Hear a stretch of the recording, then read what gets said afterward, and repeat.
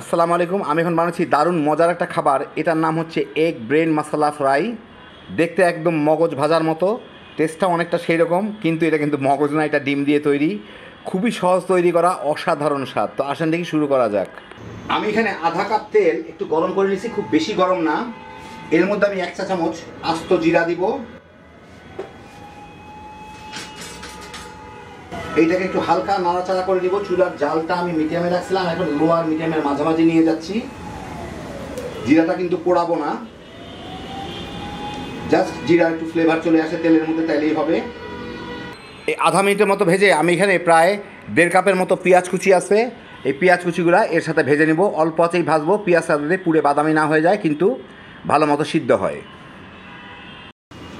প্রায় 4-5 মিনিট পেঁয়াজটা ভেজে এর মধ্যে পেঁয়াজটা একটু নরম হয়ে আসলে, নরম হয়ে কালারটা বদলায় গেলে আমি এর মধ্যে দিয়ে দিচ্ছি 2টা কাঁচামরিচ আমি ফালি করে রাখছি, আর প্রায় 1 টেবিল চামচ আদা রসুন বাটা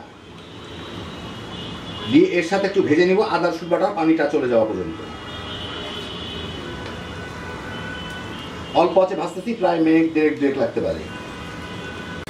একই সাথে আমি দিয়ে দিচ্ছি এখানে 2টা তেজপাতা। 2 মিনিটের মতো ভাজলাম। এখন এর মধ্যে আমি দিয়ে দিচ্ছি এইখানে আধা টেবিল চামচ ধনিয়া গুঁড়া আর 1 চা চামচ মরিচের গুঁড়া। যার যার পছন্দ মতো মরিচের গুঁড়াটা দিবেন।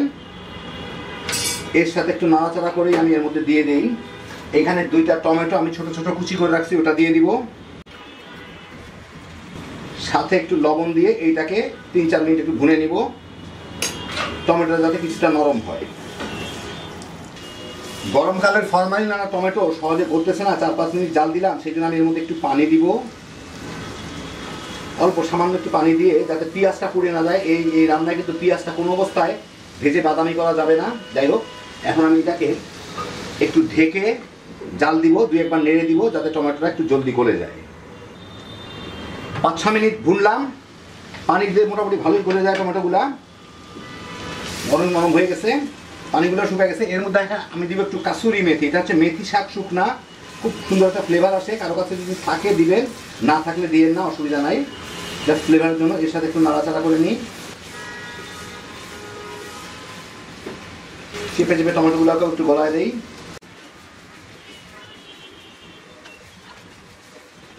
দিলাম। এখন এর সাথে তেলটা কিন্তু ছেড়ে দিচ্ছে, দেখতে পারতেছেন।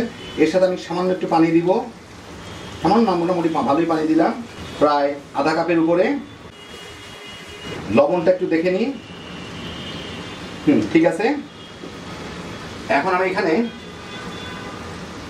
5টা ডিম ভেঙে রাখছি, এইগুলা এর উপরে দিয়ে দিব। ডিমগুলোকে এখন ঘুটে টুটে কিচ্ছু করার দরকার নাই, ডিমগুলো এরকমই থাক, একটু খালি ছড়ায় ছড়ায় দিই চতুর্দিকে, যাতে জলদি হয়ে যায়।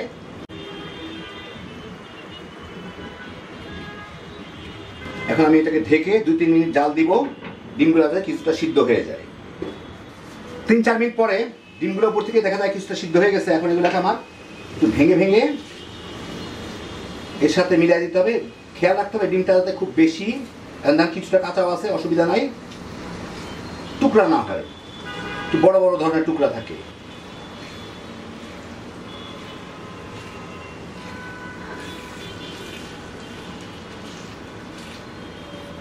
যেহেতু এটা এগ ব্রেন মশলা, মানে মগজ আমরা যেরকম রান্না করি সেরকম টুকরা টুকরা যাতে থাকে, এটা মগজের মতো যাতে দেখা যায় অনেকটা। হালকা হাতে এটাকে নেড়ে এর সাথে মিশিয়ে দিতে হবে।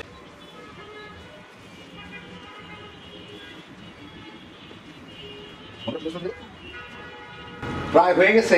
এখন আমি এর সাথে কিছু ধনিয়া পাতার কুচি আর কয়টা কাঁচামরিচ দিব। এটাকে রান্না করার কোনো কিছু না, যা হওয়ার হয়ে গেছে। এখন এটাকে আমি ঢেকে চুলাটা বন্ধ করে দিব, মিনিট 2-3 রাখলেই ফ্লেভারটা চলে আসবে। তারপরে আমি আপনাদের বেড়ে দেখাচ্ছি। তো এই দেখেন, হয়ে গেল আমার দারুণ মজার এগ ব্রেন মশলা ফ্রাই। কি যে মজা এটা খাইতে, একবার বানালেই বুঝতে পারবেন। অনেকে কিন্তু বুঝবেনও না যে এইটা কিন্তু ব্রেন ফ্রাই না, মানে মগজ ভাজা না, শুধুমাত্র ডিম দিয়ে তৈরি। রান্নাটা দেখলেন খুবই সোজা, একবার বানায় দেখেন, রুটি পরোটার সাথে তামা তামা করে খেয়ে ফেলাইতে পারবেন। বাচ্চা বড় সবাই পছন্দ করবেন।